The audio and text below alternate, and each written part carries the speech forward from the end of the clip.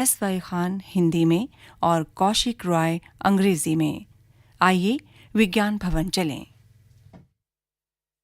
विज्ञान भवन नई दिल्ली के मुख्य सभागार से मैं श्वेसियार खान अपने साथी कमेंटेटर कौशिक राय और कार्यक्रम प्रभारी प्रमोद कुमार के साथ आपका स्वागत और अभिनंदन करता हूं। विज्ञान भवन नई दिल्ली में आज मुख्यमंत्रियों और उच्च न्यायालय के मुख्य न्यायाधीशों का संयुक्त सम्मेलन आयोजित किया जा रहा है। माननीय प्रधानमंत्री श्री नरेंद्र मोदी उद्घाटन सत्र में शामिल होंगे और इस अवसर पर उपस्थित Yes, you are right.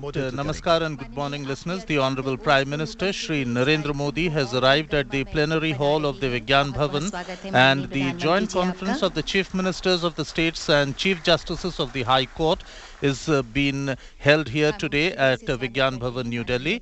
On the dais, we can see that the Honorable Prime Minister is seated beside the Chief Justice of India, Justice N.V. Ramana, and the Senior Presiding Judge of the Supreme Court of India, Justice Uday Umesh Lalit, the Minister for Law and Justice, Shri Kiren Rijiju, and the Minister of State for Law and Justice, Professor S.P.S. Baghel. The judiciary and executive would be deliberating on ways and means to make justice easily accessible to the common people. This is what the Honorable Chief Justice of India had flagged on many occasions, and we had also seen that during the 2 years of the COVID-19 pandemic, how our courts, right from the lower judiciary to the apex judiciary, took turns and they amended the ways how hearings were held in virtual medium, and many people got justice. And it is just a few weeks ago that India's justice delivery system was again restored to normal courtroom hearings. So this is something what the Indian judiciary from the lower courts to the Supreme Court level deserves kudos for. And we are also very happy that we have the Chief Ministers of all the states here who will be deliberating along with the Honorable Chief Justices of the High Courts. Now the Honorable Minister for Law and Justice, Shri Kiren Rijiju. Namaskar. Honorable Prime Minister of India, Shri Narendra Modi ji, Honorable Chief Justice of India, Shri N.V. Ramana ji, Honorable Chief Ministers of States, Honorable Judges of the Supreme Court of India, Lieutenant Governors of Union Territories, Honorable Chief Justices of High Courts, former Chief Justice of India, learned Attorney General, learned SG, other senior law officers, my colleagues from Department of Justice, senior officers, friends from media, ladies and gentlemen. It is my honor and privilege to welcome Honorable Prime Minister to the joint conference of Chief Ministers of States and Chief Justices of High Courts, an event aimed to deliberate on ways to deliver timely, affordable, and quality justice to the citizens of this country. We are grateful to you, sir, for sparing your valuable time for this event, and we look forward to your valuable guidance. I extend a hearty welcome to Honorable Chief Justice of India to this confluence of heads of executive and judiciary. With great pleasure, I extend a warm welcome to Honorable Chief Ministers of States, Honorable Judges of Supreme Court, Lieutenant Governors of UTs, Chief Justices of High Courts, and other dignitaries. This august gathering here today is reflective of our collective commitment towards the guiding principles of this government, Sabka Saath, Sabka Vikas, Sabka Vishwas, Sabka Prayas. I am particularly energized by the presence of the Chief Ministers of the states and Chief Justices of High Courts in this conference. Your participation together can give shape and operate the idea of good governance and administration of justice. You are best placed to understand the challenges faced by the common man and measures that are needed to be adopted for enhancing access to justice in this country. This is a unique opportunity for an honest and constructive dialogue between the government and judiciary on finding concrete solutions for efficient delivery of justice. A lot was achieved in the last joint conference held in April 2016. I'm happy and encouraged to note that a lot of ground has since been covered over the last 6 years. This is all due to some praiseworthy collaboration between the executive and judiciary at both central and state levels. I'm happy to state that the centrally sponsored schemes for development of infrastructure facilities for judiciary has been extended till 2025-26 with the budgetary outlay of 9,000 crore, including the central share of 5,307 crore. The COVID pandemic has hard hit our judiciary delivery mechanism. Embarking on the Digital India vision of Honorable Prime Minister, the e-court integrated mission mode project was launched with an objective of improving access to justice using technology. Under the project, 18,735 courts across the country have been computerized. Our courts have risen to the occasion and made use of innovative information and communication technology means to keep justice system accessible to common man through e-filing of cases and hearing through video conferencing. Supreme Court has emerged as a global leader with more than 2.8 lakh virtual hearing. The high courts and district courts together have conducted nearly 1.84 crore virtual hearings.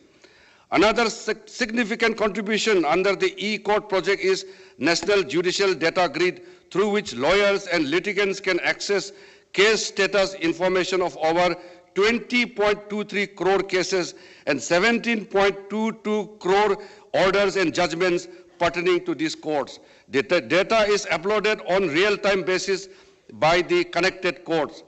Yet another landmark achievement of e-courts project in the country is the setting up of virtual courts. There are 17 virtual courts functioning in 13 states and UTs, which primarily deal with petty traffic offenses.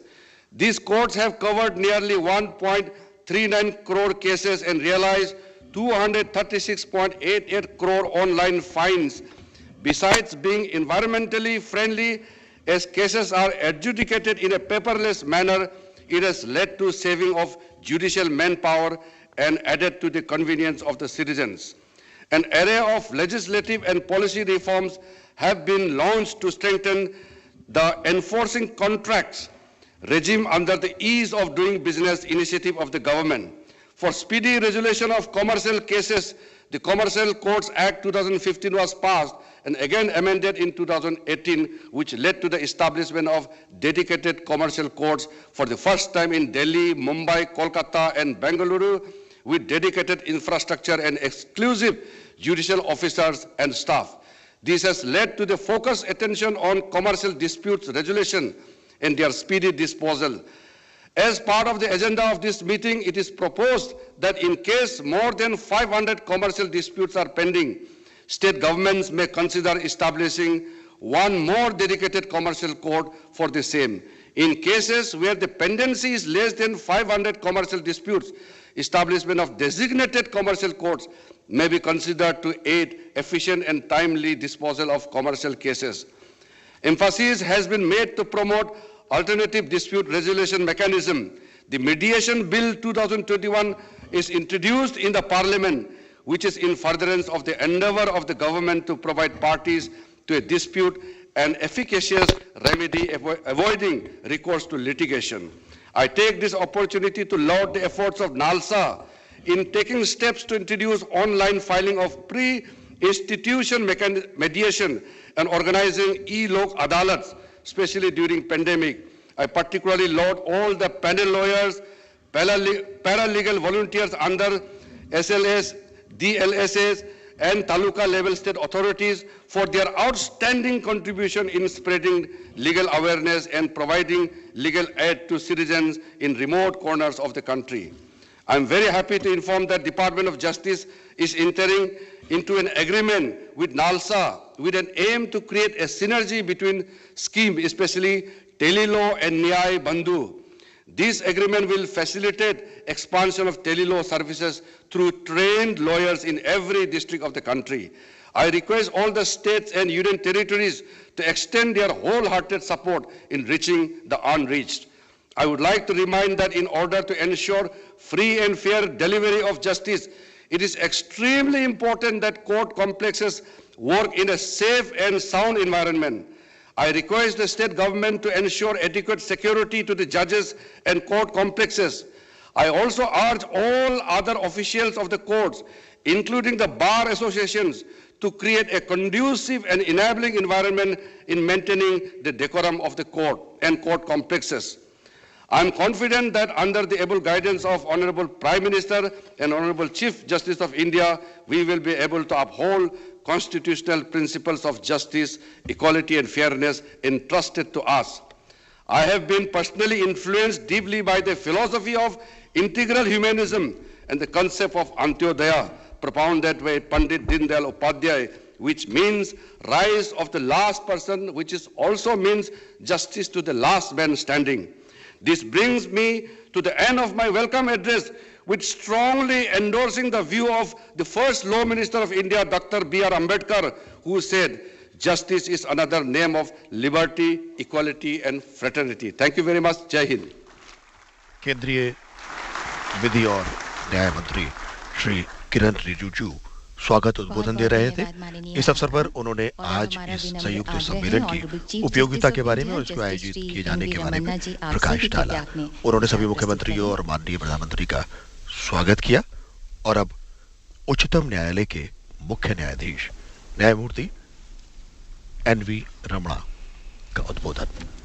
Honorable Prime Minister of India, Sri Narendra Modi ji, Honorable Union Minister for Law and Justice, Sri Kiran Rijiju ji, Pradhar Justice U.V. Lalit, Sri S.P. Singh Baghela, Minister for State for Law and Justice, Chief Ministers and Ministers from different states, brother and sister judges of the Supreme Court, Sri K.K. Venugopal, Learned Attorney General, Chief Justice of different High Courts, Lieutenant Governors, Judges of High Courts, Chairpersons of the Tribunals, Learned Solicitor General, Additional Solicitor General, Law Officers, Judicial Officers, Media persons, other distinguished guests, ladies and gentlemen, Namaskar.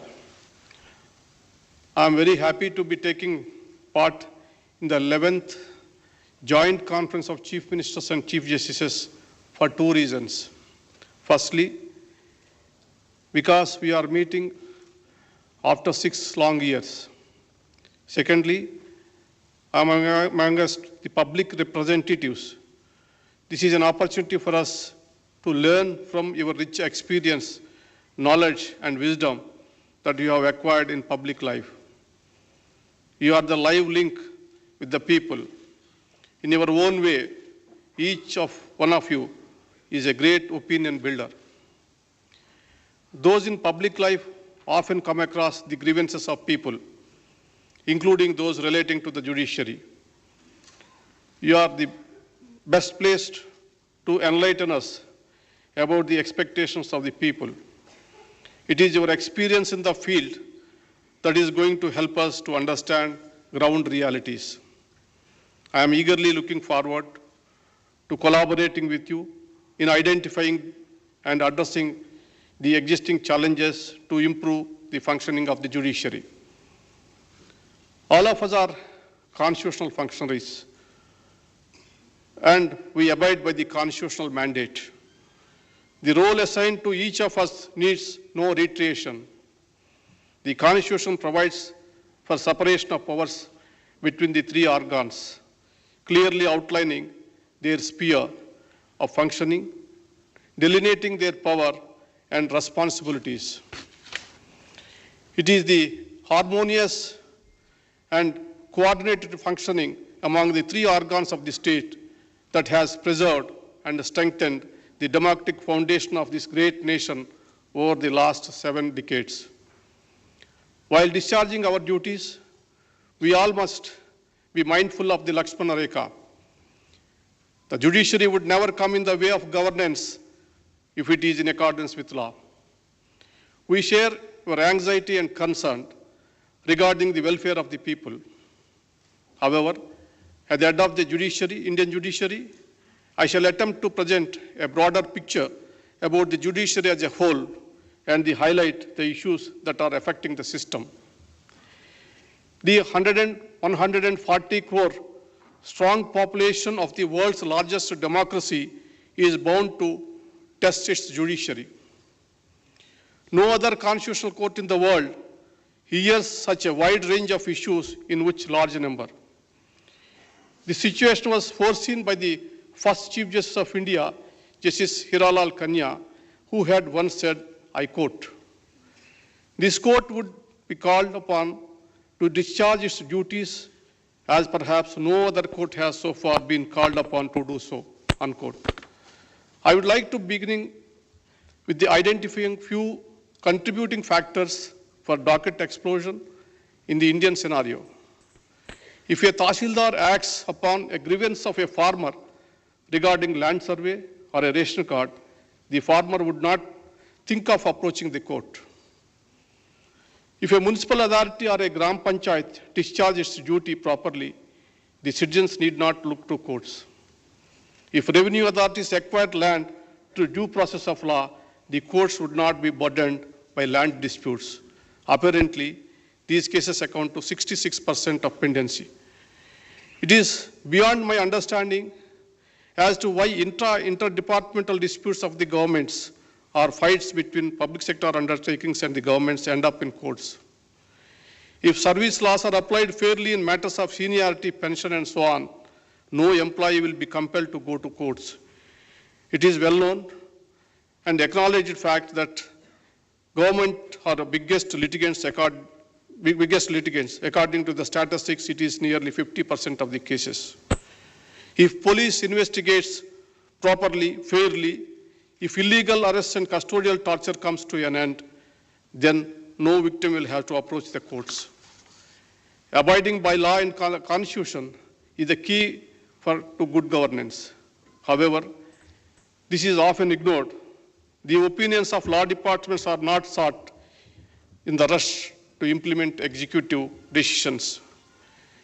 Lack of people, special public prosecutors and standing counsels and the government pleaders in courts is one of the major concerns which needs urgent remedy. The decisions of the court are not implemented by governments for years together. The resultant contempt petitions are a new category of burden on the courts, which is a direct result of defiance by governments. Deliberate inaction by the governments, despite judicial pronouncements, are not good for the health of democracy. The judiciary is also confronted with the issues of the executive willingly transferring the burden of decision making to it. Although policy making is not our domain, but if a citizen comes to the court with a prayer to address his grievance, the courts cannot say no. At times, ambiguities in legislation also add to existing legal issues. If the legislature passes a law with clarity of thought, foresight, and with people's welfare in mind, the scope of litigation gets minimized. The legislature is expected to solicit the views of the public and debate the bills clause by clause, threadbare, before enacting a law. When I expressed concern about the passing of laws without much legislative scrutiny on the 15th August last year, I was misunderstood by some quarters. Let there be no doubt, I have the highest regard for the legislature and the elected representatives. I value the role played by each of them in our democracy, right from a ward member to a member of parliament. I was merely pointing towards certain deficiencies. Interestingly, my sentiments of law making in India were shared by none other than the Honorable Lok Sabha Speaker, Sri Om Birla, who reportedly a few weeks back, I quote, "Law should be made after thorough debates and discussions, incorporating the needs of the aspirational sections of the society," unquote. Based on these principles, one can safely summarize that often litigation is triggered because of two major reasons. One is non-performance by various wings of the executive. Second is the legislature not realizing its full potential. I am sure you will all agree with me. that these are avoidable burdens on judicial system. On various occasions, I have elaborated on the complexities involved in these issues. I am aware that there are certain concerns with the judicial system also. With regarding to timely delivery of justice and pendency. Pendency is often blamed on the judiciary due to paucity of time. I cannot explain the same in detail now. But a keen look at the websites of the courts will give you an idea about the huge workload on judges. The number of cases filed and disposed on each day is unimaginable. The rising number of frivolous litigations in an area of concern. For example, the well-meaning concept of public interest litigation is at times turning into personal interest litigation. No doubt, PIL has served a lot of public interest. However, it is sometimes being misused to stall projects or pressurize public authorities. These days, PIL has become a tool for those who want to settle scores or corporate rivalry. Realizing the potential for misuse, courts are now highly conscious in the entertaining of the same. This conference is an occasion for us to introspect and contemplate solutions. I have been a strong proponent of Indianization of the justice delivery system. By Indianization, I mean increasing accessibility by molding the system to suit the needs and sensibilities of the Indian population. It is a multi-dimensional concept. It calls for inclusivity, providing access to justice, removal of language barriers, reforms in practice and procedure, development of infrastructure, filling up of vacancies, augmenting the strength of the judiciary, and so on. I am of the firm belief that judicial infrastructure, both in terms of personal and physical infrastructure, needs urgent attention. With the expanding economy and growth in population, the caseload is rising alarmingly. There is a severe gap between the existing infrastructure and the projected justice needs of the people. The environment of some courts, in some district courts, is such even lady advocates feel apprehensive about entering courtrooms, let alone female clients. Courts, being temples of justice, should be welcoming and carry the requisite dignity and aura. To standardize and improve judicial infrastructure, I have been focusing on the creation of a special purpose vehicles, namely National Judicial Infrastructure Authority and the State Judicial Infrastructure Authorities in the lines of NALSA and SALSA. Let me make it very clear, this is not about funds. I must acknowledge that the Union government has been making reasonably budgetary allocations through its centrally sponsored schemes for this purpose. The data since the inception of the scheme since 1993 to 94 suggests that allocated funds remain underutilized due to procedural difficulties. The time has come to move on from the present ad hoc committees to more streamlined, accountable, and organized structure. I want to dispel apprehensions emerging from certain sections on this proposal. The proposed authorities are not aimed at usurping the powers of any government. The proposed authorities will have representation from all the stakeholders. It must, however, be acknowledged that it is the judiciary which understands best its own needs and requirements. Hence, the present proposal aims to bring infrastructure development under the supervision of special purpose vehicles to be headed by the respective Chief Justices and involve the representatives of central and state governments. Another important factor in promoting access to justice is filling up of the vacancies, increasing and sanction strength of judges. Yesterday, at the Supreme Court Bar Association event, the learned Attorney General Sri K.K. Venugopal also highlighted the issue of vacancies and pendency, expressing concern about the large number of vacancies at different levels in the judiciary. He said, I quote, "How do you expect that we would be able to even make a dent in the pendency of cases?" Unquote. As on today, out of 1,104 sanctioned posts of High Court judges, there are 388 vacancies. From day one, it has been my endeavor to fill up judicial vacancies. We have made 180 recommendations for appointing in various courts during the last 1 year. Out of this, 126 appointments has been made. I thank the Government of India for clearing the names. However, 50 proposals are still waiting for approval. The High Courts have sent 100 names, which is yet to reach us. The data reveals the earnest efforts being made by the judiciary to fill the vacancies. I would like to urge the Honorable Chief Ministers to extend wholehearted cooperation to the Chief Justices in their endeavor to strengthen the district judiciary. When we last met in 2016, the sanction strength of judicial officers in the country was 20,811. Now it is 24,112, which is an increase of 16% in 6 years. On the other hand, in the corresponding period, pendency in district courts have gone up 2 crores 65 lakhs to 4 crores 11 lakhs, which is an increase 54.64%. This data shows how inadequate the increase in the sanction strength is. Unless the foundation is strong, the structure cannot be sustained. Please be generous in creating more posts and filling the vacancies so that our judge population ratio is comparable to advanced democracies. As for sanction strength, we have just around 20 judges for 10 lakh population, which is alarming. Another important aspect of Indianization is inclusivity. The judiciary, as well as every other institution of our democracy, must mirror the social and geographical diversity of the country. I am receiving many representations for introducing local languages in the proceedings before the High Court. I think the time has come now to revisit the demand and take to its logical conclusion. The practice of law before constitutional court should be based on one's intelligence and understanding of law and not mere proficiency in language. The concept of access to justice in India is much broader than simply providing lawyers for representation before courts. I am proud to state that India has one of the best free legal aid services in the entire world.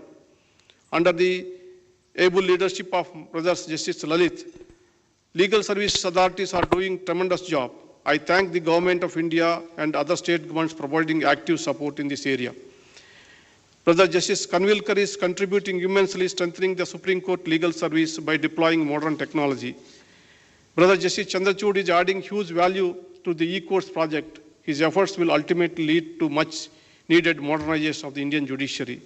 Brother Justice L. Nageswara heading a committee of artificial intelligence, whose work I believe is going to revolutionize the way the judiciary functions. I thank each one of them. Honorable Chief Ministers and Chief Justices, all that I can say is that it is the active collaboration based on our collective wisdom that can take us forward. Please remember, it is only the judicial process that is adversarial, not the judges or their judgments. We are merely discharging our constitutionally assigned role. Judgments are meant for delivering justice and should be seen as such. Let us work together for fulfilling the constitutional mandate. As Aristotle once said, law should govern and those in power should be servants of the law. I am sure the thoughts and concerns that you are going to share in this conference today will be placed before the Government of India. I am confident that the points which are actionable at the level of Government of India will receive deserving attention. I take this opportunity to thank the Honorable President of India, Sri Ramnath Kovindji, who always been a pillar of support for us. Being an accomplished lawyer himself, he has a practical understanding of the Indian legal system and has always been extremely supportive for all our endeavors. It was at his behest that the project of translating Supreme Court judgments to Indian languages was initiated. He graciously took out time to interact with us yesterday night over a dinner. We are grateful for the same. I am very happy that the Honorable Prime Minister Modi ji has taken out time for his busy schedule to share his thoughts on this occasion. He had readily agreed to lend his support to the legal awareness mission in the interest of increasing accessibility. I thank him for his continued support to the judiciary. My dear friend, Mr. Rijjuji deserves special thanks, promptly responding to my suggestion to bring together the Chief Ministers and the Chief Justice for this event. I am very happy to work with him, such a young and energetic law minister who is keen on improving the legal system in India. I would like to thank my brother and sister judges of the Supreme Court who have given their full support to this event. I would like to especially thank Justice Lalit, Justice Kanvilkar, who spared no efforts to make this event a grand success. My best wishes to all the Chief Ministers, Lieutenant Governors, and the Chief Justices who have gathered here. I thank them for traveling to the national capital despite the short notice and their busy schedules. Your continued support is highly appreciated. I would like to thank the Secretary General, the Registrars of the Supreme Court and other staff, Secretary of Ministry of Law and Justice, and other officials of the Ministry who work day and night to ensure the success of this event. I am sure all your efforts will bear fruit, and I wish the conference a great success. I will be failing my duty if I do not recall the invaluable services rendered by all in the most tiring times of the pandemic to keep the flag of the judiciary flying high. I offer my sincere condolences to the families of those who left us during this period. Before I end, I would like to quote a few words of Mahatma Gandhi ji. I quote, "Man becomes great exactly in the degree in which he works for the welfare of his fellow men." Unquote. It is in this spirit that we must strive to achieve the highest degree of greatness for our institutions. This is the befitting tribute that we can pay to our freedom fighters in these 75 years of the independence. Thank you very much for giving this opportunity. Honorable Chief Justice of India, Justice N.V. Ramana, was delivering his speech in which he said that the judiciary and executive should work together to providing affordable, quality and timely justice to the common man. The Chief Justice of India also said that today we have a pendency of more than 4 crore cases, which is a huge figure, and he urged the chief ministers of the various states and also the central government for appointing more judicial officers so that the pendency of the cases in various courts can come down. And now, Honorable Prime Minister of India, Shri Narendra Modi, will be delivering his address at the joint conference of Chief Justices and Chief Ministers.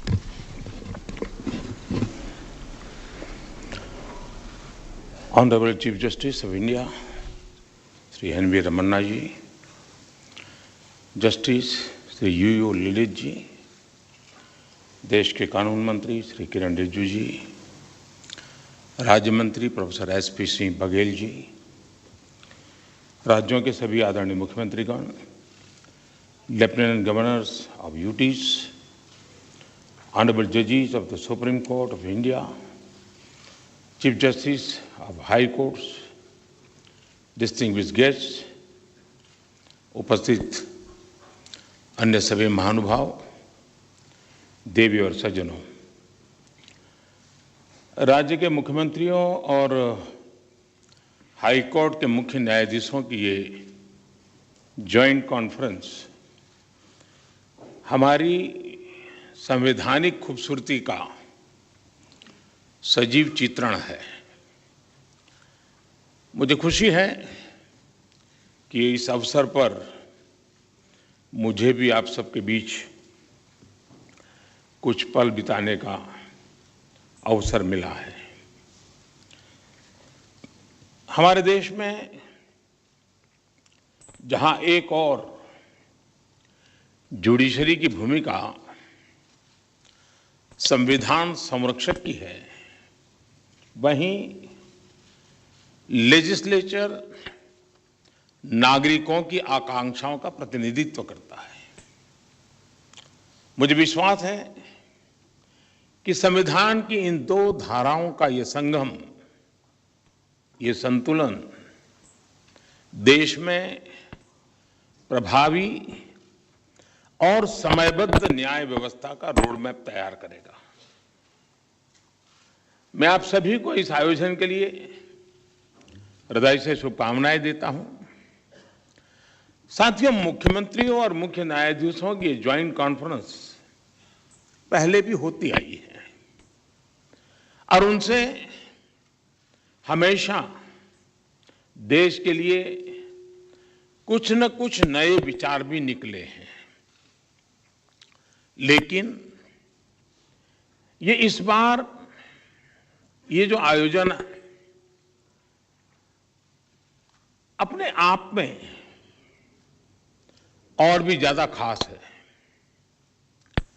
आज ये conference एक ऐसे समय में हो रही है जब देश अपनी आजादी का अमृत महोत्सव मना रहा है। आजादी के इन 75 सालों ने जुडिशरी और एग्जीक्यूटिव दोनों के ही रोल्स और रिस्पॉन्सिबिलिटीज को निरंतर स्पष्ट किया है। जहां जब भी जरूरी हुआ, देश को दिशा देने के लिए ये रिलेशन लगातार इवॉल्व हुआ है। आज आजादी के अमृत महोत्सव में जब देश नए अमृत संकल्प ले रहा है, नए सपने देख रहा है, तो हमें भी भविष्य की तरफ देखना होगा। 2047 में जब देश अपनी आजादी के 100 साल पूरे करेगा, तब हम देश में कैसी न्याय व्यवस्था देखना चाहेंगे। हम किस तरह अपने जुडिशियल सिस्टम को इतना समर्थ बनाएं कि वो 2047 के भारत की आकांक्षाओं को पूरा कर सके, उन पर खरा उतर सके। ये प्रश्न आज हमारी प्राथमिकता होना चाहिए। अमृत काल में हमारा विजन एक ऐसी न्याय व्यवस्था का होना चाहिए जिसमें न्याय सुलभ हो, न्याय त्वरित हो और न्याय सबके लिए हो। साथियों, देश में न्याय की देरी को कम करने के लिए सरकार अपने स्तर से हर संभव प्रयास कर रही है। हम जुडिशियल स्ट्रेंथ को बढ़ाने के लिए प्रयास कर रहे हैं। जुडिशियल इंफ्रास्ट्रक्चर को बेहतर करने की कोशिश चल रही है। केस मैनेजमेंट के लिए आईसीटी के इस्तेमाल की शुरुआत भी की गई है। सबऑर्डिनेट कोर्ट्स और डिस्ट्रिक्ट कोर्ट से लेकर हाई कोर्ट तक वैकेंसीज को भरने के लिए भी प्रयास हो रहे हैं।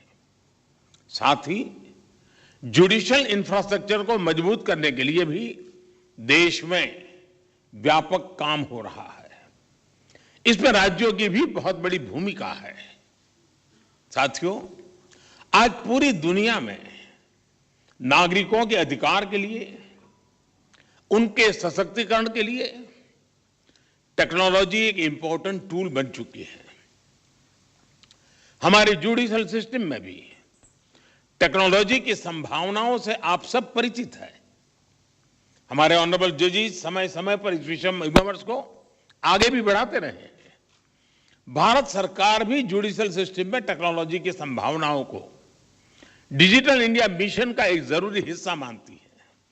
उदाहरण के तौर पर ई कोर्ट्स प्रोजेक्ट को आज मिशन मोड में इंप्लीमेंट किया जा रहा है। सुप्रीम कोर्ट ई कमेटी के मार्गदर्शन में जुडिशियल सिस्टम में टेक्नोलॉजी इंटीग्रेशन और डिजिटाइजेशन का काम तेजी से आगे बढ़ रहा है। मैं यहां उपस्थित सभी मुख्यमंत्रियों और हाईकोर्ट के सभी चीफ जस्टिस से भी आग्रह करूंगा कि इस अभियान को विशेष महत्व दें, इसे आगे बढ़ाएं। डिजिटल इंडिया के साथ जुडिशरी का ये इंटीग्रेशन आज देश के सामान्य मानवी की अपेक्षा भी बन गई है।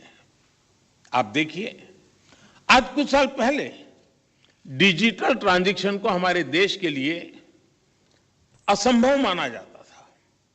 लोगों को लगता था, लोग शक करते थे, अरे ये हमारे देश में कैसे हो सकता है।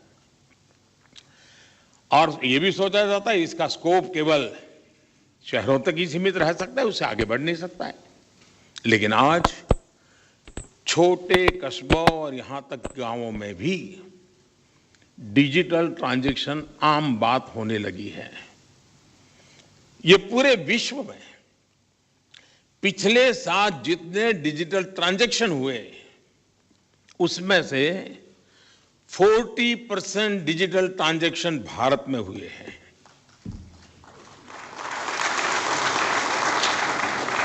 सरकार से जुड़ी वो सेवाएं जिनके लिए पहले नागरिकों को महीनों ऑफिसेज के चक्कर काटने पड़ते थे, वो अब मोबाइल पर अवेलेबल हो रही है। ऐसे में स्वाभाविक है जिस नागरिक को सेवाएं और सुविधाएं ऑनलाइन उपलब्ध हो रही हैं, वो न्याय के अधिकार को लेकर भी वैसे ही अपेक्षाएं करेगा। साथियों, आज जब हम टेक्नोलॉजी और फ्यूचरिस्टिक अप्रोच की बात कर रहे हैं तो इसका एक important aspect tech friendly human resources भी है। टेक्नोलॉजी आज युवाओं के जीवन का स्वाभाविक हिस्सा है। यह हमें सुनिश्चित करना है कि युवाओं की एक्सपर्टाइज, उनकी प्रोफेशनल स्ट्रेंथ कैसे बने।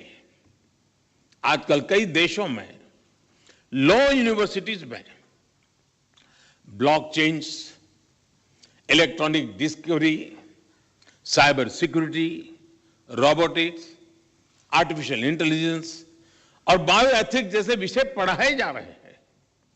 हमारे देश में भी legal education in international standard के मुताबिक हो, यह हम सबकी जिम्मेदारी है। इसके लिए हमें मिलकर प्रयास करने होंगे। साथियों, हमारे शास्त्रों में कहा गया है न्यायमूलम स्वराज्यम स्यात्, अर्थात किसी भी देश में स्वराज का आधार न्याय होता है। इसलिए न्याय जनता से जुड़ा होना चाहिए, जनता की भाषा में होना चाहिए। जब तक न्याय के आधार को सामान्य मानवी नहीं समझता, उसके लिए न्याय और राजकीय आदेश में बहुत फर्क नहीं होता है। मैं इन दिनों सरकार में एक विषय पे थोड़ा दिमाग खपा रहा हूं। दुनिया के कई देश ऐसे हैं कि जहां कानून बनाते हैं तो एक तो लीगल टर्मिनोलॉजी में कानून होता है, लेकिन उसके साथ एक और कानून का रूप भी रखा जाता है जो लोक भाषा में होता है, सामान्य मानवी की भाषा में होता है, और दोनों मान्य होते हैं। और उसके कारण सामान्य मानवी को कानूनी चीजों को समझने में न्याय के दरवाजे खटखटाने की जरूरत नहीं पड़ती है। हम कोशिश कर रहे हैं कि आने वाले दिनों में हमारे देश में भी कानून एक पूरी तरह लीगल टर्मिनोलॉजी हो, लेकिन साथ साथ वही बात सामान्य व्यक्ति की समझ में आए उस भाषा में, और वो भी दोनों एक साथ असेंबली में या पार्लियामेंट में पारित हो, ताकि आगे चल करके सामान्य मानवी उसके आधार पर अपनी बात रख सकता है। दुनिया के कई देशों में ये परंपरा है। अभी मैंने एक टोली बनाई है, वो उसका अध्ययन कर रही है। साथियों, हमारे देश में आज भी हाई कोर्ट्स और सुप्रीम कोर्ट की सारी कार्यवाही इंग्लिश में होती है, और मुझे अच्छा लगा सीजेआई ने स्वयं ने इस विषय को स्पर्श किया। तो कल अखबारों को पॉजिटिव खबर का अवसर तो मिलेगा अगर उठा ले तो।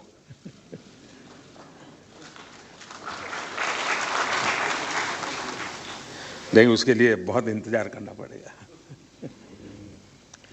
साथियों, एक बड़ी आबादी को न्यायिक प्रक्रिया से लेकर फैसलों तक को समझना मुश्किल होता है। हमें इस व्यवस्था को सरल और आम जनता के लिए ग्राह्य बनाने की जरूरत है।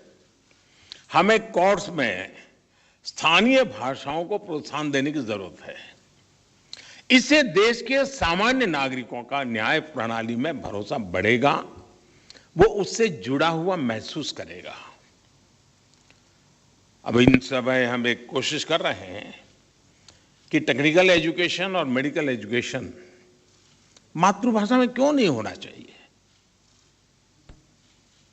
हमारे बच्चे जो बाहर जाते हैं, दुनिया की वो भाषा कोशिश करते हैं पढ़ करके फिर मेडिकल कॉलेज की, तो हम हमारे देश में कर सकते हैं। और मुझे खुशी है कई राज्यों ने मातृभाषा में टेक्निकल एजुकेशन, मेडिकल एजुकेशन के लिए कुछ इनिशिएटिव लिए हैं, तो आगे चल करके उसके कारण गांव का गरीब का बच्चा भी जो भाषा के कारण रुकावटें महसूस करता है, उसके लिए सारे रास्ते खुल जाएंगे। और ये भी तो एक बड़ा न्याय है, ये भी एक सामाजिक न्याय है। सामाजिक न्याय के लिए न्यायपालिका के तराजू तक जाने की जरूरत नहीं होती है। सामाजिक न्याय के लिए कभी भाषा भी बहुत बड़ा कारण बन सकती है। साथियों, एक गंभीर विषय सामान्य आदमी के लिए कानून की पेचीदगियां भी है। 2015 में हमने करीब 1800 ऐसे कानूनों को चिन्हित किया था जो अप्रासंगिक हो चुके थे। इनमें से जो केंद्र के कानून थे, ऐसे 1450 कानूनों को, 1450 कानूनों को हमने खत्म किया। लेकिन राज्यों की तरफ से केवल 75 कानून ही खत्म किए गए हैं। मैं आज सब बड़ी आदरणीय मुख्यमंत्रीगण यहां बैठे हैं, मैं आपसे बहुत आग्रह करता हूं कि अपने राज्य के नागरिकों के अधिकारों के लिए, उनकी ईज ऑफ लिविंग के लिए आपके यहां भी ये कानूनों का इतना बड़ा जाल बना हुआ है, कालबाह्य कानूनों में लोग फंसे पड़े हैं, उन कानूनों को निरस्त करने की दिशा में आप कदम उठाइए। लोग बहुत आशीर्वाद देंगे जी। साथियों, न्यायिक सुधार केवल एक नीतिगत विषय या पॉलिसी मैटर ही नहीं है। देश में लंबित करोड़ों केसेस के लिए पॉलिसी से लेकर टेक्नोलॉजी तक हर संभव प्रयास देश में हो रहे हैं और हमने बार बार इसकी चर्चा भी की है। इस कॉन्फ्रेंस में भी आप सब एक्सपर्ट्स इस विषय पर विस्तार से बात करेंगे ही, ये मुझे पूरा विश्वास है। और मैं शायद बहुत लंबे अरसे तक इस मीटिंग में बैठा हुआ हूं, शायद जजेस को ऐसी मीटिंग में आने का जितना अवसर मिला होगा उससे ज्यादा मुझे मिला है, क्योंकि मैं कई वर्षों तक मुख्यमंत्री के रूप में इस कॉन्फ्रेंस में आता रहता था। अब यहाँ बैठना मौका आ गया है तो यहाँ से आता रहता हूँ, तो एक प्रकार से मैं इस महफिल में सीनियर हूँ।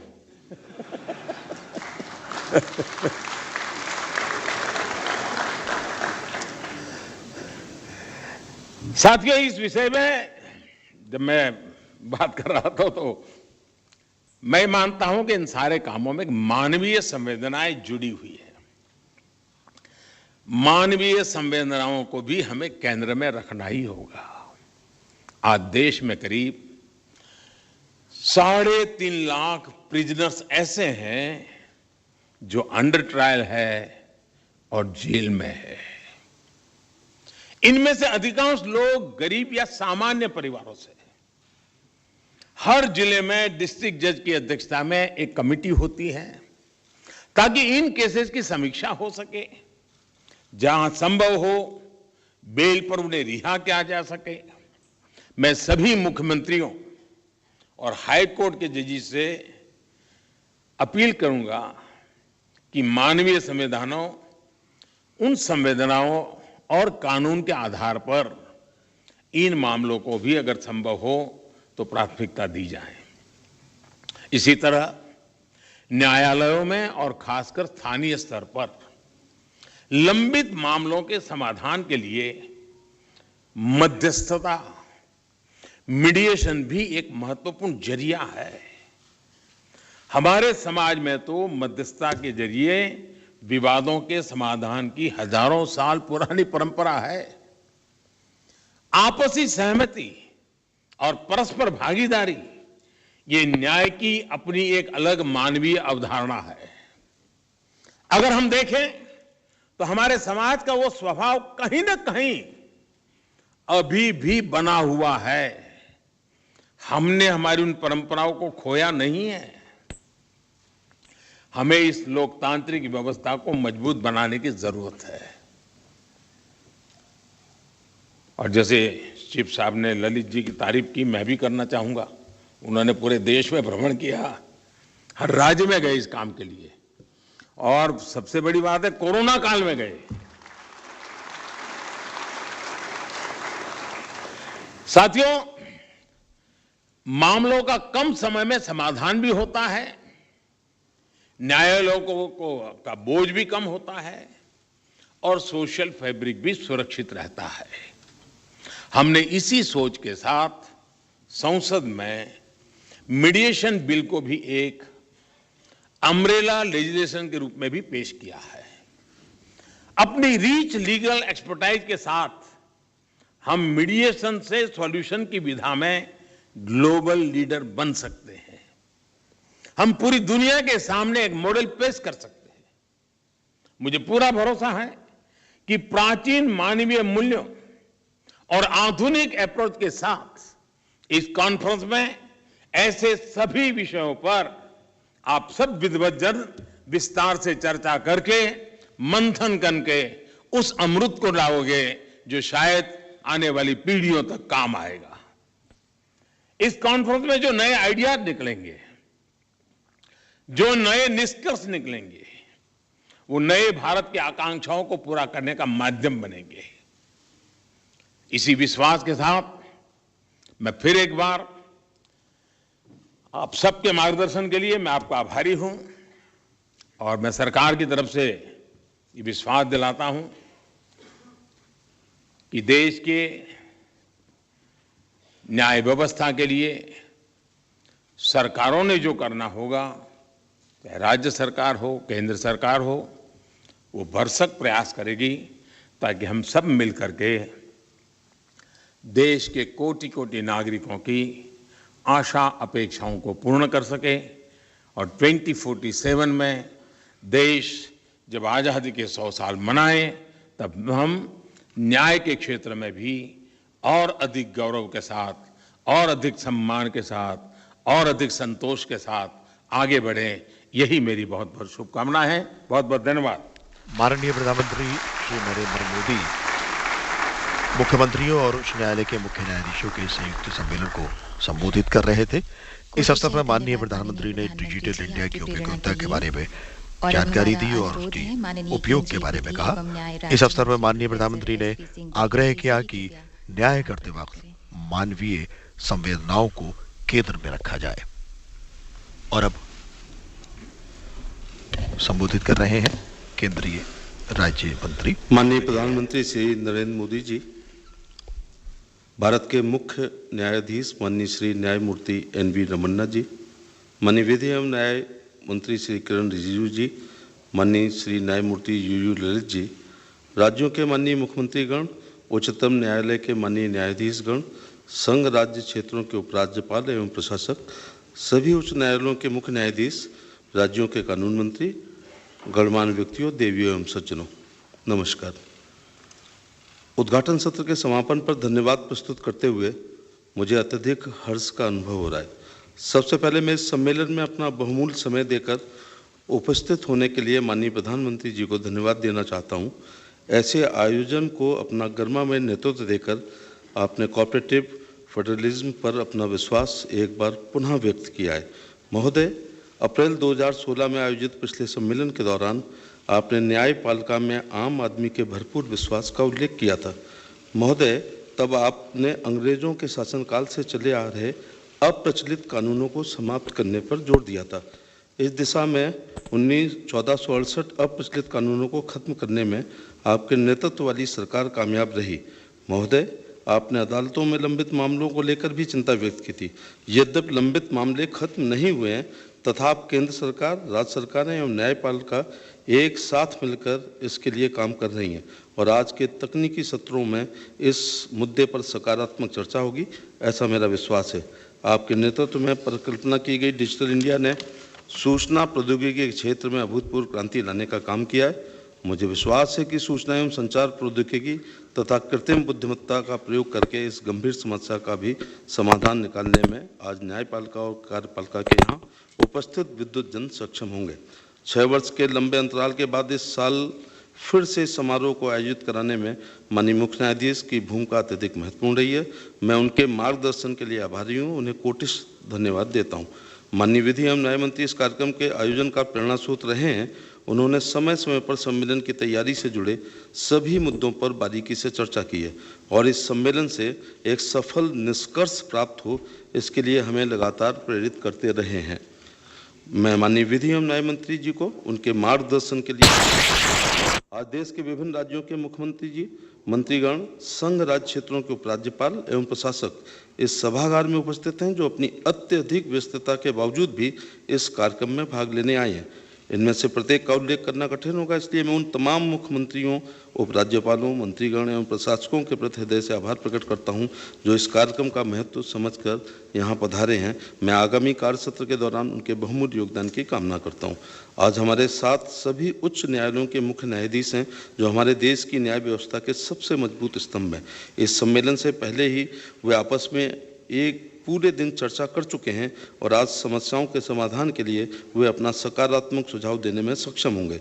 जब राज्य की न्यायपालिका के शीर्ष न्यायाधीश और मुख्यमंत्री एक साथ मिलकर मुद्दों पर विचार विमर्श करते हैं तो समाधान खोजना बहुत आसान होता है। मैं उच्च न्यायालयों के सभी मुख्य न्यायाधीशों को धन्यवाद देता हूं।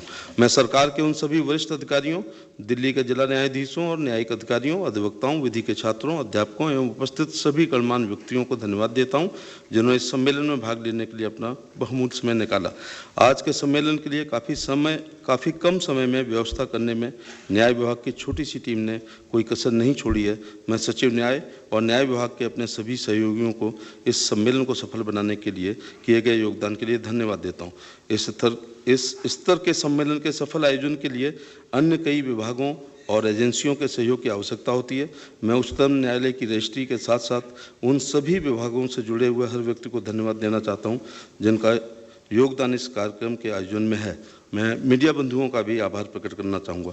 अंत में मैं सभागार में उपस्थित अन्य सभी गणमान्य व्यक्तियों को धन्यवाद देता हूं और इस विश्वास के साथ आपसे आज्ञा चाहता हूं कि आज आयोजित किए जा रहे दोनों तकनीकी सत्रों में समस्याओं पर ऐसा विचार मंथन हो जिससे देश की न्याय प्रणाली में क्रांति आए और हमारे नागरिकों के लिए पहले से कहीं अधिक त्वरित एवं पारदर्शी न्याय सुनिश्चित हो। जय हिंद।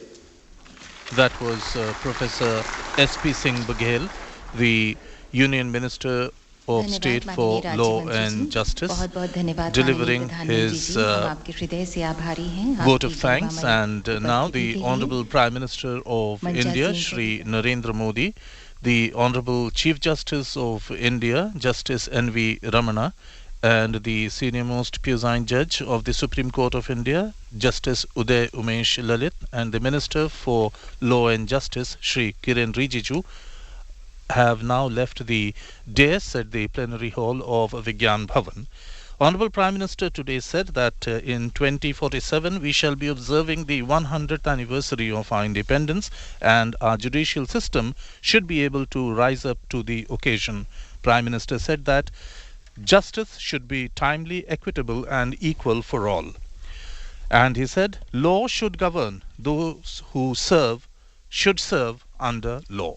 माननीय प्रधानमंत्री श्री नरेंद्र मोदी विज्ञान भवन से प्रस्थान करते हुए और सभी मुख्यमंत्री इस वक्त एक दूसरे से बातचीत करते हुए और यहाँ से प्रस्थान करते हुए, तो मैं श्वेसियार खान, अपने साथी कमेंटेटर कौशिक राय, कार्यक्रम प्रभारी प्रमोद कुमार, तकनीकी प्रभारी कैलाश कुमार राण, तकनीकी टीम के हमारे सहयोगी अशोक कुमार मिश्रा, बाबूलाल बीरा, नरेंद्र नाथ, एस मिंज और राजेंद्र कुमार के साथ आपको आकाशवाणी के स्टूडियो वापस लिए चलता हूं।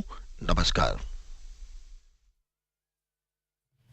अभी आप नई दिल्ली के विज्ञान भवन से माननीय प्रधानमंत्री श्री नरेंद्र मोदी की गरिमामयी उपस्थिति में आयोजित राज्यों के मुख्यमंत्रियों और न्यायालयों के मुख्य न्यायाधीशों के संयुक्त अधिवेशन के उद्घाटन सत्र का सजीव प्रसारण सुन रहे थे। विवरण दे रहे थे एस.वाई. खान हिंदी में और कौशिक रॉय अंग्रेजी में। ये कार्यक्रम आकाशवाणी के दिल्ली केंद्र से प्रसारित किया गया।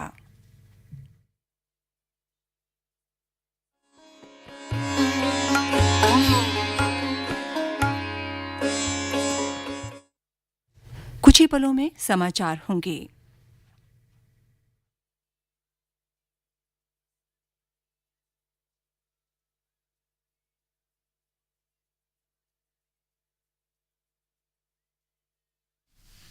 ये आकाशवाणी है। अब आप चंद्रिका जोशी से समाचार सुनिए।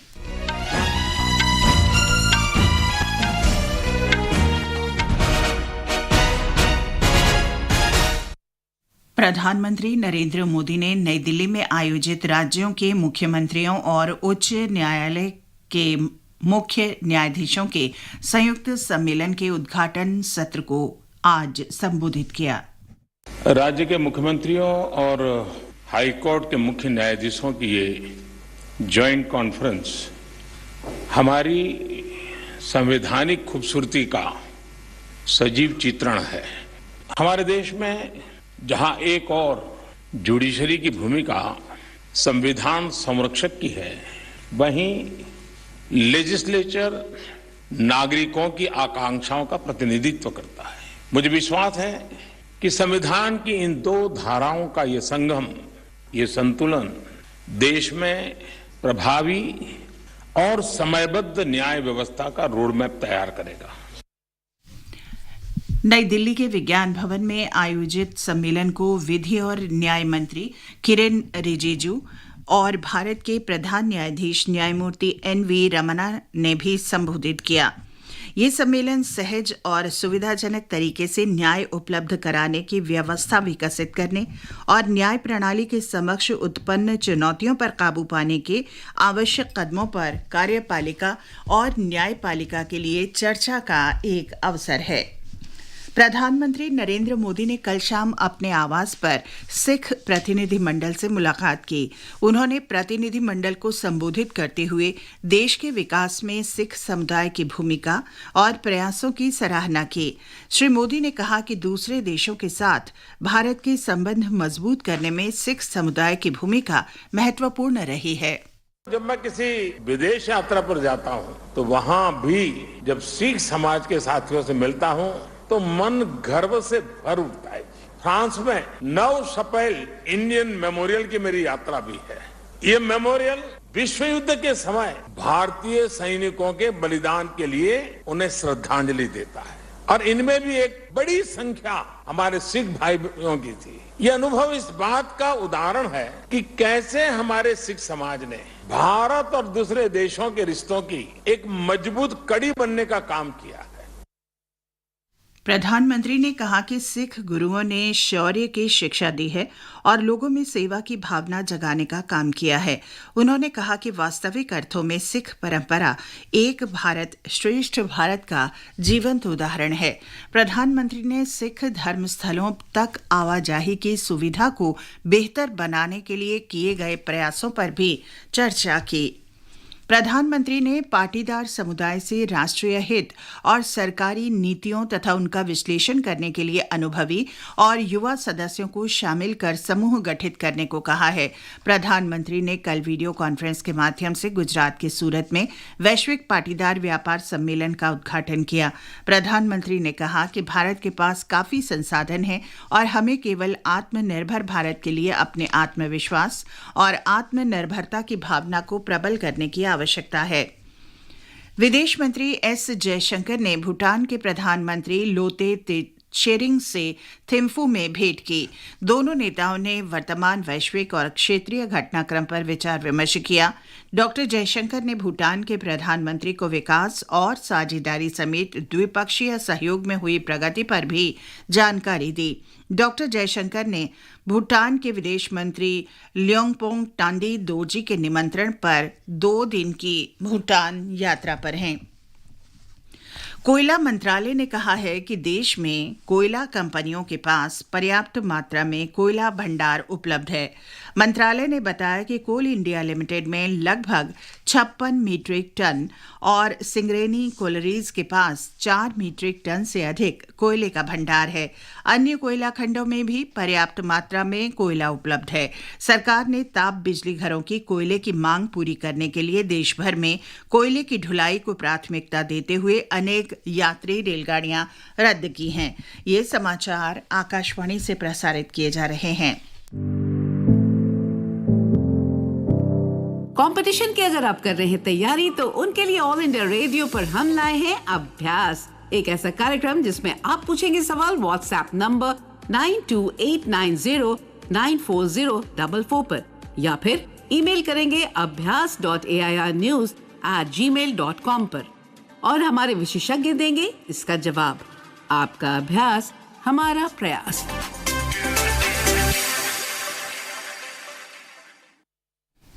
सरकार देश के 100 शहरों के लिए स्वदेशी ऑनलाइन ई-कॉमर्स नेटवर्क शुरू करने की योजना बना रही है। इसका उद्देश्य किराना स्टोर और उपभोक्ताओं को अमेज़न और फ्लिपकार्ट जैसे बहुराष्ट्रीय प्लेटफॉर्म का विकल्प उपलब्ध कराना है। वाणिज्य और उद्योग मंत्री पीयूष गोयल ने कहा कि इस ई-कॉमर्स नेटवर्क का फिलहाल परीक्षण किया जा रहा है। उन्होंने कहा कि ये यूपीआई के बाद एक और महत्वपूर्ण आर्थिक निर्णय सिद्ध होगा। उद्योग और आंतरिक व्यापार संवर्धन विभाग में अपर सचिव अनिल अग्रवाल ने बताया कि ये एक बहुत बड़ी परियोजना है और परीक्षण की सफलता के बाद इसकी शुरुआत की जाएगी। उन्होंने कहा कि अगले 6 महीने में 100 शहरों में ये सेवा शुरू हो जाएगी। आकाशवाणी से विशेष बातचीत में केंद्रीय वाणिज्य और उद्योग राज्य मंत्री सोम प्रकाश ने आकाशवाणी को बताया कि इससे छोटे व्यापारियों को लाभ होगा।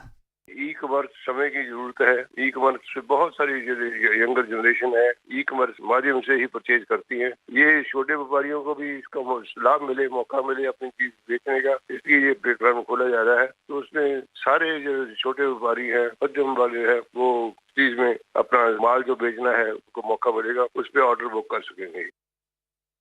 चीन ने कहा है कि वह कोविड-19 महामारी के कारण वीजा और उड़ानों पर प्रतिबंध की वजह से 2 वर्ष से अधिक समय तक भारत में फंसे कुछ भारतीय विद्यार्थियों को चीन लौटने की अनुमति देने को तैयार है।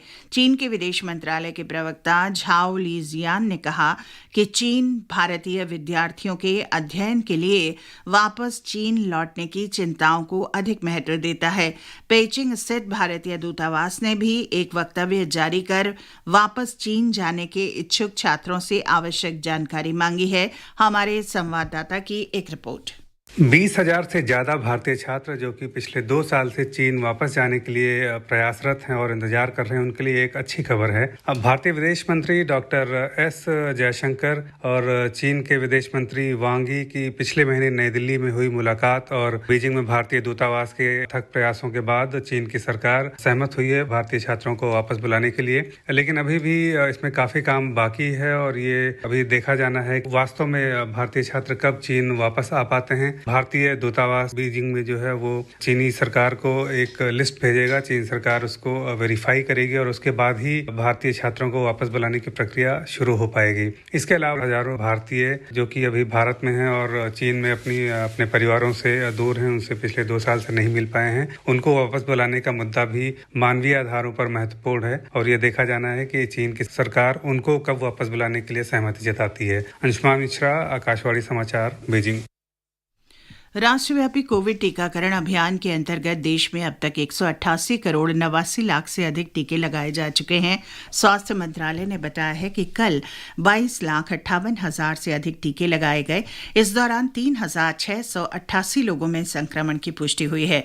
इस समय देश में संक्रमित लोगों की संख्या 18,684 है। स्वस्थ होने की दर 98.74% है। मनीला में खेली जा रही एशिया बैडमिंटन प्रतियोगिता के महिला सिंगल्स में भारत की 2 बार की ओलंपिक विजेता पीवी सिंधु ने सेमीफाइनल में जगह बना ली है।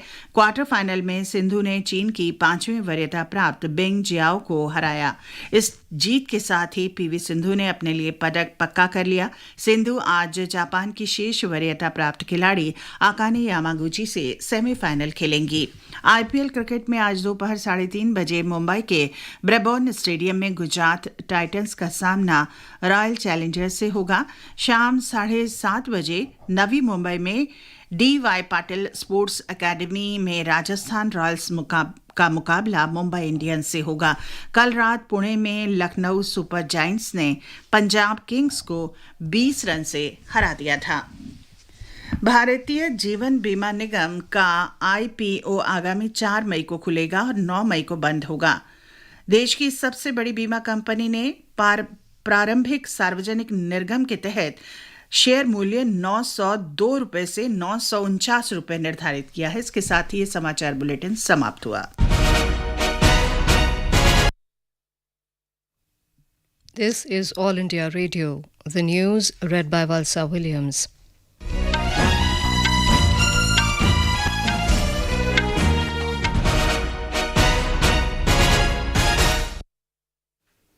Prime Minister Narendra Modi has said the government considers the possibilities of technology in the judicial system as an essential part of the Digital India mission. He said e-courts project is being implemented in mission mode in the country.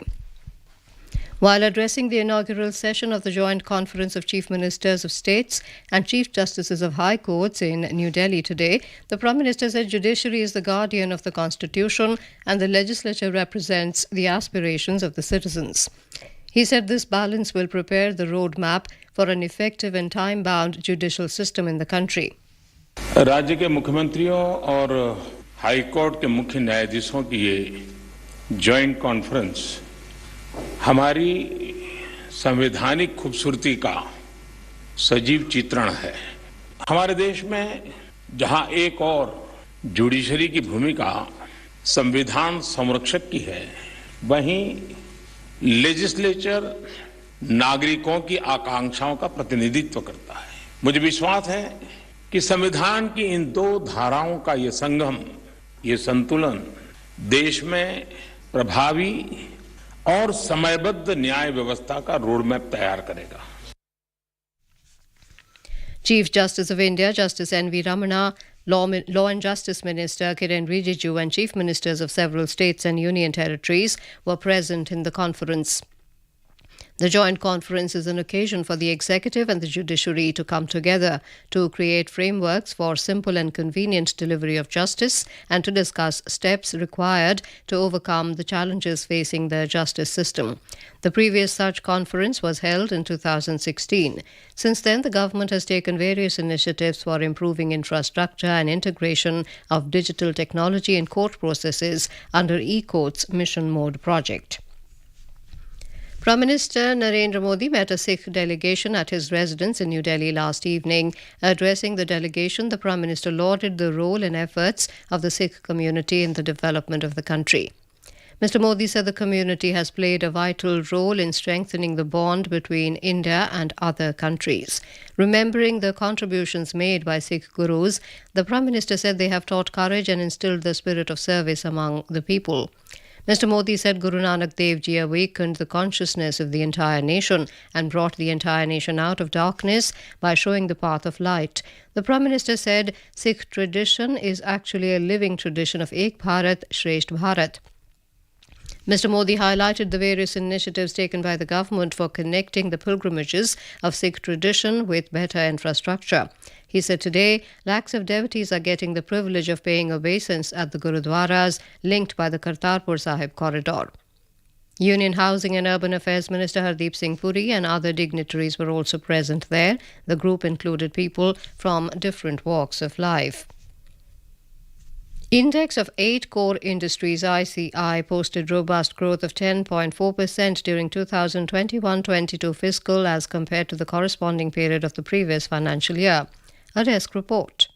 According to data released by Ministry of Commerce and Industry, the combined index of 8 core industries grew 4.3% in March this year as compared to the index of March 2021. The growth in the production of natural gas stood at 7.6%, steel index appreciated 3.7%, cement index grew 8.8%, and electricity stood at 4.9% during the month of March 2022. Refinery products grew 6.2% and fertilizer output grew by 15.3% in March this year. As per the Office of Economic Advisor, Department for Promotion of Industry and Internal Trade data, final growth rate of index of 8 crore industries for December 2021 has been revised to 4.1% from its provisional level of 3.8%. With Sanjeev's report, Ravi Kumar, AR News, Delhi. The government has approved the highest bid of Star 9 Mobility Private Limited for sale of entire 51% of the government's shareholding of Pawan Hans Limited and transfer of management control. The alternative mechanism empowered by the Cabinet Committee on Economic Affairs, comprising Union Road Transport and Highways Minister Nitin Gadkari, Union Finance Minister Nirmala Sitharaman and Union Civil Aviation Minister Jyotiraditya Scindia, approved the strategic buyer for for disinvestment of Pawan Hans Limited. Pawan Hans Limited is a joint venture of the government and Oil and Natural Gas Corporation Limited. The Coal Ministry has said that sufficient coal stock with coal companies is available in the country. The ministry said coal stock at Coal India Limited is 56.7 metric tons and Singareni Collieries Company is 4.3 metric tons. It said coal stock at captive coal blocks is about 2.3 metric tons. The government has also decided to cancel several passenger trains in order to prioritize the movement of coal rakes across the country to fulfill the demand of thermal power plants. Train cancellation has been done in non-priority sectors and less busy routes. This is All India Radio giving you the news. For quick news updates round the clock, follow us on Twitter at AIR News Alerts. सुनो ना, हाँ? सोच रहा हूँ अपना business क्यों ना बढ़ा लूं। तो रोका किसने है? हाँ?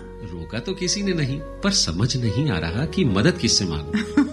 मुझसे। तुमसे? तो अच्छा बताओ फिर। आकाशवाणी है ना, मैंने सुना है उसका नेटवर्क देश भर में फैला है। पर उससे मेरा क्या फायदा?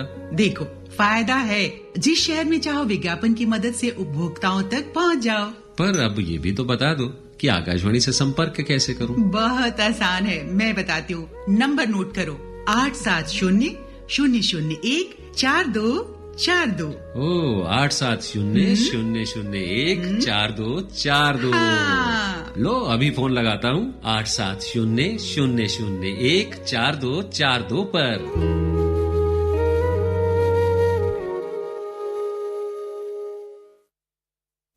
Welcome back to the news. External Affairs Minister Dr. S. Jaishankar called on Bhutan's Prime Minister Lotte Tshering in Thimphu and exchanged views on the current global and regional developments. Dr. Jaishankar also apprised him of the progress in bilateral cooperation, including development partnership. Dr. Jaishankar is on a 2-day visit to Bhutan at the invitation of his Bhutanese counterpart Leonpo Tandi Dorji. Dr. Jaishankar is Bhutan's first high-level visitor from abroad since the onset of the COVID-19 pandemic in the country in March 2020. Earlier, Dr. Jaishankar met his Bhutanese counterpart Tandi Dorji. Dr. Jaishankar also called on King of Bhutan Jigme Kheser Namgyel Wangchuk. After meeting the king, External Affairs Minister admired his vision of transforming Bhutan and termed it a key aspect in shaping the unique partnership with India. The government plans to roll out its indigenously developed online e-commerce network in 100 Indian cities to provide millions of kirana stores and consumers an alternative to multinational platforms such as Amazon and Flipkart. Commerce and Industry Minister Piyush Goyal yesterday announced the test launch of the open source system. In a tweet, Mr. Goyal said after UPI, another game-changing idea to democratize commerce, ONDC, get ready for a world of choice, convenience and transparency, he said. Additional Secretary in the Department for Promotion of Industry and Internal Trade, Anil Agrawal, said, the project is massive as it will provide a wide choice to all consumers and retailers, and the formal launch will take place after successful testing of the system. Life Insurance Corporation of India, LIC's initial public offering will open on the 4th of next month for public subscription and close on the 9th of May. LIC IPO will list on the share market on the 17th of May. LIC, the country's largest life insurer, has fixed the price band of 902 to 949 rupees per equity share for its maiden public offer. Over 188 crore 89 lakh COVID vaccine doses have been administered in the country so far under the nationwide vaccination drive. The Union Health Ministry said over 22 lakh 58,000 vaccine doses were administered yesterday. In Asia Badminton Championships in Manila, India's two-time Olympic medalist and former world champion PV Sindhu has cruised into the semi-final round of women's singles. She defeated fifth-seeded He Pingjiao of China in a thrilling 1 hour 16-minute quarter-final, 21-9, 13-21, 21-19. In IPL cricket, Gujarat Titans will take on Royal Challengers Bangalore at Brabourne Stadium in Mumbai at 3:30 p.m. today. In another match, Rajasthan Royals will face Mumbai Indians at Dr. D.Y. Patil Stadium in Navi Mumbai at 7:30 p.m. And with that, we end this news bulletin.